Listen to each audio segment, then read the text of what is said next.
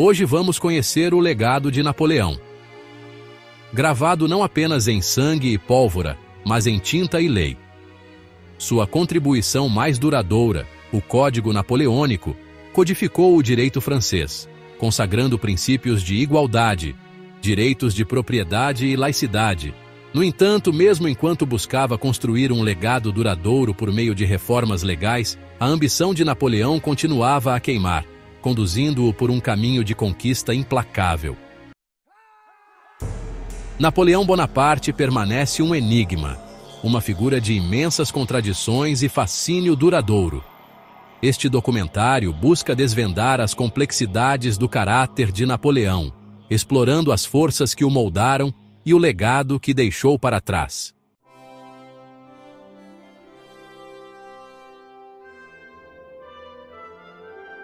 A ilha mediterrânea da Córcega, uma terra de montanhas escarpadas e águas azuis, teve um papel fundamental na formação do destino de Napoleão Bonaparte. Nascido em uma família da pequena nobreza, Napoleão herdou um legado marcado por privilégio e incerteza. Falava corso em casa, mas aprendeu francês na escola, testemunhando em primeira mão as tensões entre as tradições locais e o domínio francês. Reconhecendo a inteligência aguçada do filho, os pais de Napoleão garantiram-lhe um lugar na prestigiosa Academia Militar de Brienne-le-Château. Com força de vontade e intelecto, Napoleão transformou-se de um forasteiro em um cadete modelo, dominando as habilidades e o conhecimento que lhe serviriam bem nos campos de batalha da Europa.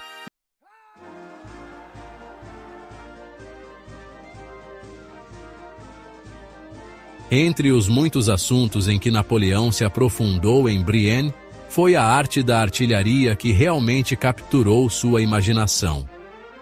Esse domínio da artilharia se tornaria um dos pontos fortes de Napoleão, permitindo-lhe superar desvantagens numéricas e alcançar vitórias impressionantes contra inimigos formidáveis.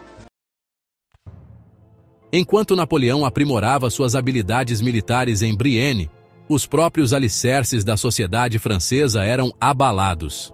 O ano de 1789 testemunhou a erupção da Revolução Francesa, um evento cataclísmico que alteraria para sempre o curso da história. Dividido entre sua lealdade à Córcega, sua carreira florescente no exército francês e os eventos tumultuados que se desenrolavam em Paris, Napoleão se viu em uma encruzilhada. A Revolução Francesa forneceu o teste definitivo para o jovem Napoleão Bonaparte. Em 1793, Napoleão recebeu seu primeiro grande comando, liderando uma força de artilheiros no cerco de Toulon. O uso inovador da artilharia por Napoleão desempenhou um papel fundamental na garantia de uma vitória decisiva para as forças revolucionárias. Toulon marcou um ponto de virada para Napoleão, impulsionando-o da relativa obscuridade para as fileiras das estrelas militares em ascensão. No entanto, a paisagem política turbulenta da França revolucionária permaneceu um terreno traiçoeiro. Napoleão, apesar de sua crescente reputação, não estava imune aos perigos da época, escapando por pouco da prisão e execução. Com o reino do terror chegando ao fim, Napoleão se viu novamente em demanda por sua experiência militar. Em 1796, ele foi nomeado comandante do exército francês da Itália. Em menor número e com menos armas, Napoleão conduziu suas tropas a uma série de vitórias impressionantes contra os austríacos. A campanha italiana foi mais do que uma série de triunfos militares. Foi um cadinho no qual a própria lenda de Napoleão foi forjada. O carisma de Napoleão e sua capacidade de se conectar com seus soldados em um nível pessoal eram incomparáveis. A campanha italiana transformou Napoleão de um general talentoso, mas relativamente desconhecido, em um herói nacional.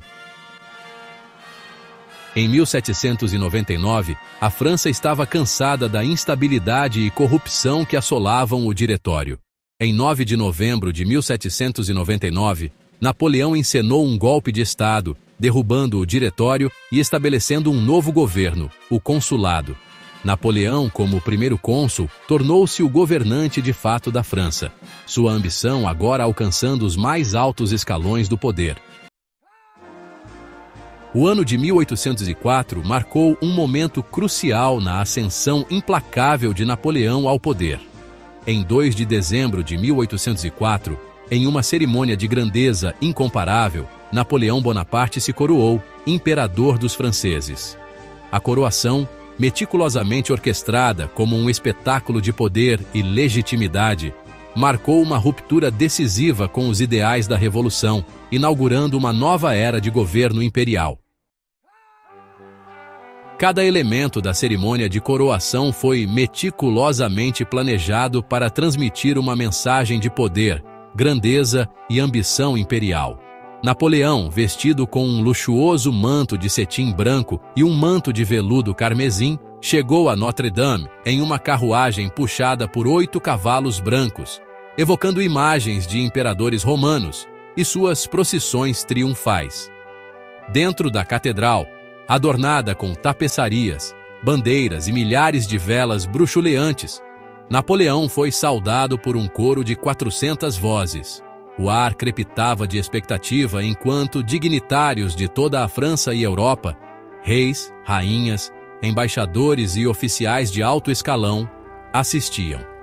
A cerimônia em si era uma mistura de ritual religioso e teatro político, cuidadosamente projetada para reforçar o status de Napoleão como o governante indiscutível da França.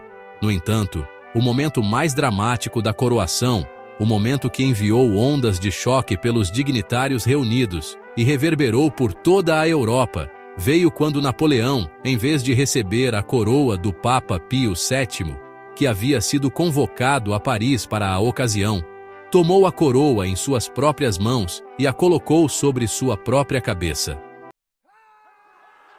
Esse ato, desafiando séculos de tradição e autoridade papal, disse muito sobre a visão de Napoleão sobre si mesmo e seu lugar na história. Ele não era um governante comum, obrigado à igreja ou a qualquer outro poder terreno. Ele era um imperador que se fez por si mesmo, um homem de destino que havia assumido o controle de seu próprio destino e o da França. A coroação marcou um ponto de virada no reinado de Napoleão, uma mudança dos ideais revolucionários de liberdade, igualdade e fraternidade para um modelo mais autocrático e imperial. Enquanto Napoleão continuava a implementar reformas e modernizar o Estado francês, seu governo tornou-se cada vez mais centralizado e autoritário. A criação de uma nova corte imperial, com seus próprios rituais e hierarquias elaborados, distanciou ainda mais Napoleão de suas raízes revolucionárias. Ele se cercou de seguidores leais, muitos dos quais foram elevados a posições de poder e influência. As sementes do descontentamento, no entanto, foram semeadas. Enquanto muitos admiravam as realizações de Napoleão e sua visão para uma França forte e próspera, outros viam seu crescente poder com suspeita e inquietação. A notícia da coroação de Napoleão como o imperador dos franceses enviou ondas de choque por toda a Europa. As cabeças coroadas da Europa enfrentavam uma nova realidade, um imperador poderoso e ambicioso. Na Grã-Bretanha, a coroação foi recebida com apreensão e desafio. William Pitt viu a coroação como uma ameaça direta aos interesses britânicos. O palco estava montado para uma nova luta pela supremacia. Dentro da França, as reações à coroação foram mistas.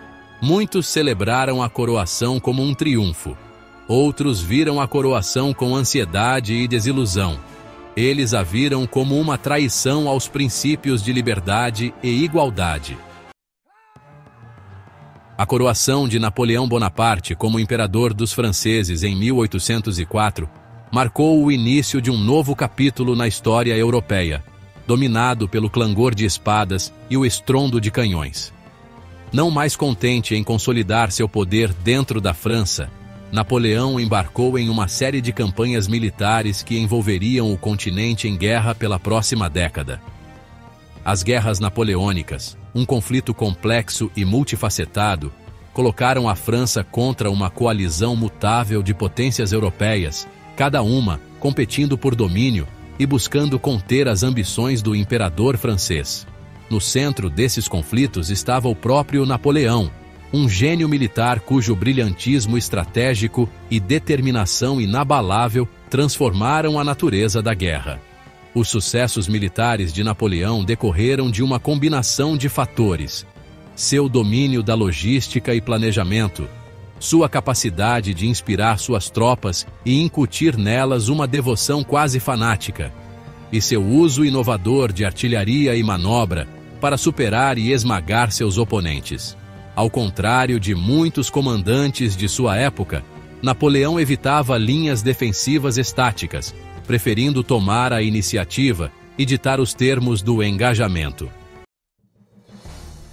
Austerlitz, travada em 2 de dezembro de 1805, perto da cidade da Morávia de Slavkov-u-Brna, permanece como um testemunho do gênio estratégico de Napoleão e sua capacidade de explorar as fraquezas de seus inimigos.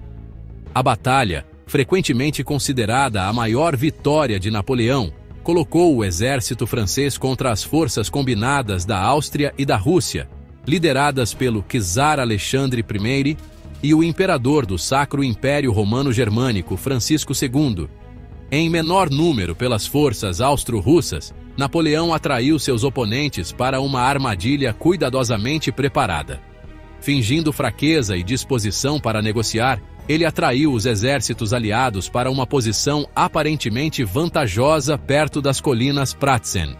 No entanto, Napoleão havia antecipado todos os seus movimentos, posicionando suas forças com precisão cirúrgica para conter seu avanço. Conforme o sol nascia sobre o campo de batalha coberto de gelo, Napoleão lançou um ataque devastador, com sua artilharia chovendo fogo sobre as linhas aliadas expostas. A infantaria e a cavalaria francesa, inspiradas pela presença de Napoleão e energizadas por suas vitórias anteriores, varreram o campo de batalha, esmagando as forças austro-russas e mandando-as cambaleando em derrota. As conquistas militares de Napoleão não eram meramente sobre expansão territorial ou busca de glória pessoal. Elas também eram sobre espalhar os ideais da Revolução Francesa, ou pelo menos a interpretação de Napoleão desses ideais, por toda a Europa. À medida que os exércitos de Napoleão marchavam pelo continente, eles carregavam consigo não apenas mosquetes e canhões, mas também cópias do Código Napoleônico, a estrutura legal que havia transformado a sociedade francesa. Napoleão se via como um modernizador, um reformador que varreria os restos do feudalismo e estabeleceria uma nova ordem baseada no mérito, na igualdade perante a lei e na administração eficiente. Ele aboliu a servidão nos territórios conquistados, implementou códigos legais padronizados e sistemas de pesos e medidas e promoveu a educação e a tolerância religiosa. Embora as motivações de Napoleão fossem complexas e seus métodos muitas vezes brutais, não há como negar que suas conquistas tiveram um impacto profundo e duradouro na paisagem política e social da Europa. O Código Napoleônico, com sua ênfase nos direitos individuais, direitos de propriedade e direito secular, tornou-se um modelo para reformas legais em muitos países, lançando as bases para o desenvolvimento de sistemas jurídicos modernos. Mesmo enquanto Napoleão travava guerras pela Europa, ele nunca perdeu de vista a necessidade de consolidar seu poder dentro da França e assegurar seu legado como reformador e construtor. Ele supervisionou um período de intensa atividade legislativa, promulgando leis que tocaram todos os aspectos da vida francesa, da educação e bancos à agricultura e obras públicas. Napoleão acreditava que uma França forte e próspera exigia uma cidadania bem educada. Ele estabeleceu um sistema de liceus, escolas secundárias financiadas pelo Estado, para fornecer um currículo padronizado e preparar jovens para carreiras no governo e nas forças armadas. Ele também reformou o sistema universitário francês, colocando-o sob controle estatal e expandindo o acesso ao ensino superior. Reconhecendo a importância de uma moeda estável e um sistema financeiro sólido, Napoleão criou o Banco da França em 1800. O banco, inspirado no Banco da Inglaterra, recebeu o monopólio da emissão de notas bancárias, ajudando a estabilizar a economia francesa e financiar as ambiciosas campanhas militares de Napoleão. Em 1812, o Império de Napoleão atingiu seu ápice, estendendo-se da costa atlântica às fronteiras da Rússia. No entanto, sob a superfície de aparente invencibilidade, rachaduras começavam a aparecer. O sistema continental, a tentativa de Napoleão de paralisar a economia britânica bloqueando o comércio com a França e seus aliados, havia saído pela culatra, prejudicando as economias da Europa continental mais do que a da Grã-Bretanha. Além disso, a ambição implacável de Napoleão e sua sede insaciável de glória haviam alienado seus antigos aliados e criado uma poderosa coalizão de inimigos, determinados a provocar sua queda. Em junho de 1812, Napoleão, no comando de um exército de mais de 600 mil homens, embarcou no que se provaria sua campanha mais desastrosa, a invasão da Rússia. A campanha russa, um pesadelo militar e logístico desde o início, exporia os limites da genialidade de Napoleão e marcaria um ponto de virada em sua sorte. As vastas distâncias, as táticas de terra arrasada empregadas pelo exército russo em retirada e o brutal inverno russo conspiraram contra as forças de Napoleão. O grande armée, dizimado por doenças, fome e assédio constante pelas forças russas, foi forçado a recuar em desordem, uma sombra do que fora. O ano de 1812 marcou um ponto de virada no reinado de Napoleão, um ano em que o aparentemente invencível imperador começou a experimentar os primeiros tremores de sua eventual queda. Enquanto o Império Francês ainda se estendia pela Europa, suas bases estavam enfraquecendo, tensas por anos de guerra implacável, dificuldades econômicas e o crescente ressentimento dos povos conquistados. A desastrosa campanha russa, um testamento à arrogância até das mentes militares mais brilhantes, expôs as vulnerabilidades do regime de Napoleão. A grande armée, outrora o terror da Europa, jazia destroçada nas planícies congeladas a leste de Moscou. Um testemunho da loucura de subestimar tanto a resiliência do espírito russo, quanto a natureza implacável do inverno russo. A notícia do desastre na Rússia se espalhou como fogo por toda a Europa, encorajando os inimigos de Napoleão e reacendendo as chamas da resistência nos territórios conquistados. O mito da invencibilidade que havia cercado Napoleão por tanto tempo começou a ruir, revelando uma figura mais vulnerável e falível sob a máscara imperial. A retirada de Moscou no inverno de 1812 foi uma provação angustiante, um testemunho da resistência e sofrimento do soldado comum apanhado nas garras de eventos além de seu controle. Atormentado por ataques cossacos, devastado por doenças e fome, e exposto à fúria total do inverno russo, o outrora poderoso exército de Napoleão diminuía a cada dia que passava. As histórias daqueles que sobreviveram à retirada são pesadelos. Soldados amontoavam-se para se aquecer em abrigos improvisados, seus membros congelados gangrenando. Cavalos, com os cascos rachando no frio intenso, eram abatidos para a alimentação. Seus cavaleiros forçados a marchar a pé através dos montes de neve. A retirada de Moscou não foi apenas uma derrota militar, foi um golpe moral e psicológico do qual Napoleão nunca se recuperaria totalmente. O imperador, que sempre se orgulhou de compartilhar as dificuldades de suas tropas, foi forçado a abandonar seu exército e retornar a Paris em desgraça, deixando suas legiões destroçadas à própria sorte.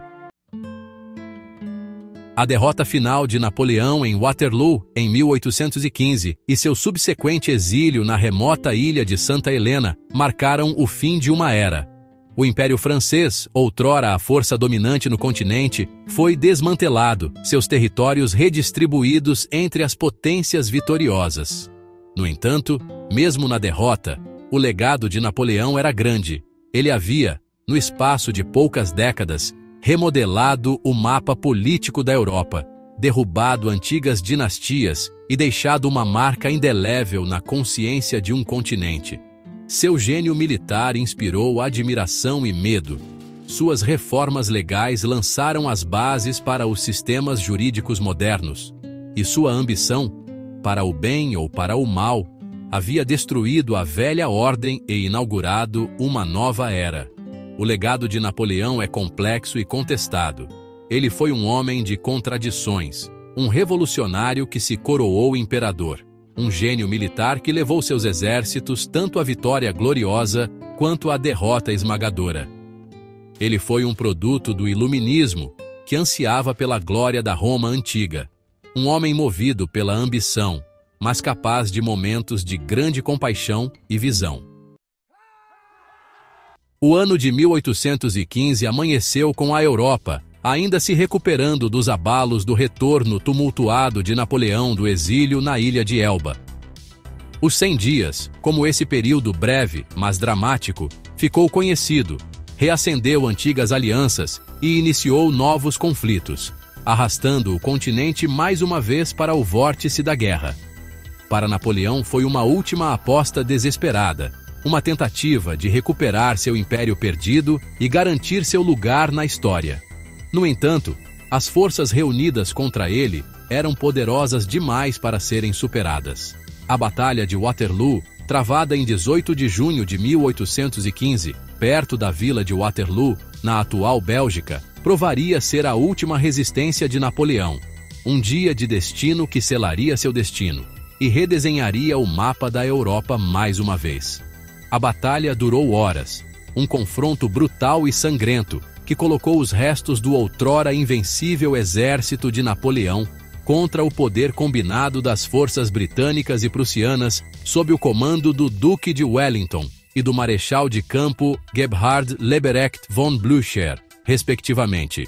Apesar de momentos de feroz resistência e cargas desesperadas da cavalaria francesa, a maré da batalha lentamente se voltou contra Napoleão. Após Waterloo, o destino de Napoleão estava nas mãos de seus vencedores. Os britânicos exilaram Napoleão na remota ilha de Santa Helena, no Atlântico Sul. Napoleão chegou a Santa Helena em outubro de 1815, um prisioneiro confinado e monitorado. Foram-se os adornos do poder, as multidões adoradoras e a emoção da batalha. Em seu lugar, apenas a extensão infinita do mar e a beleza austera da paisagem. No exílio, a mente de Napoleão permaneceu ativa, suas memórias, uma mistura de triunfos e arrependimentos. A morte de Napoleão, em 5 de maio de 1821, aos 51 anos, marcou o fim de uma era, mas também sinalizou o nascimento de uma lenda. As circunstâncias em torno de sua morte, atribuída a câncer de estômago por seu médico pessoal, alimentaram especulações e teorias da conspiração que persistem até hoje. Dentro da França, onde o legado de Napoleão permaneceu uma fonte de orgulho e controvérsia, a notícia de sua morte provocou uma onda de nostalgia e uma reavaliação de seu reinado. O imperador exilado, outrora difamado por seus inimigos e visto com suspeita por alguns de seus antigos aliados, foi gradualmente transformado em um herói nacional, um símbolo da glória militar francesa e uma personificação do espírito duradouro da nação. Em toda a Europa, a morte de Napoleão teve um profundo impacto nas artes, na literatura e na cultura popular. Pintores, escultores e escritores se inspiraram em sua vida e época, criando um vasto corpo de trabalho que celebrou e criticou seu legado.